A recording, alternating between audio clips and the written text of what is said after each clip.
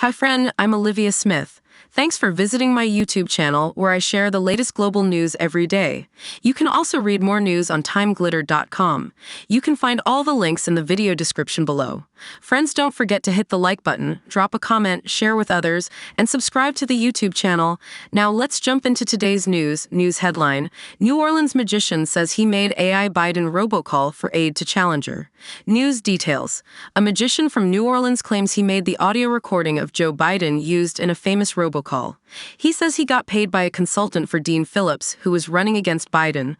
David Carpenter, known for his world records and hypnosis work, gave NBC News evidence like texts, calls, and payment proof to support his story. Carpenter says he was hired by Steve Kramer, a consultant for Phillips, to use AI to copy Biden's voice and tell people not to vote in New Hampshire's primary on January 23rd. Carpenter told NBC, "I made the audio, but I didn't send it out. I just did what I was paid for without knowing how it would be used." Law enforcement is investigating the recording, and the U.S. government has banned robocalls with AI voices.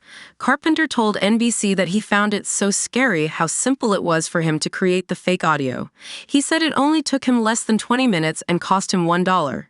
In exchange, he received $150, which he showed NBC through Venmo payments from Kramer and his father, Bruce Kramer. He also shared what he claimed was the original robocall audio file. Carpenter said he made it using software from 11 Labs, a company that says it can make a voice clone from existing speech samples. NBC mentioned that Kramer, an experienced political operative, didn't respond to Carpenter's version of events. However, NBC said Kramer would soon write an opinion piece to explain all. Phillips's campaign released a statement expressing disgust if Kramer was indeed behind the call. The campaign's press secretary, Katie Dolan, stated, "If it is true that Mr. Kramer had any involvement in the creation of deepfake robocalls, he did so on his own, not on behalf of our campaign."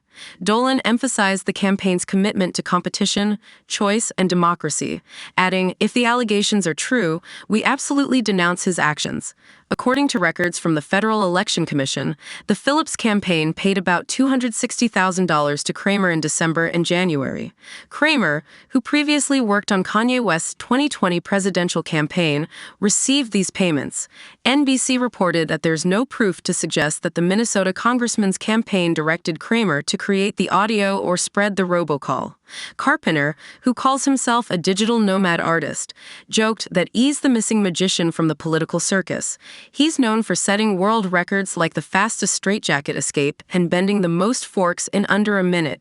Carpenter doesn't have a permanent address, but identifies as a resident of New Orleans. Authorities in New Hampshire took action by issuing cease and desist orders and subpoenas to 2 Texas companies associated with the robocall: Life Corporation, suspected as the source, and Lingo Telecom, which transmitted it.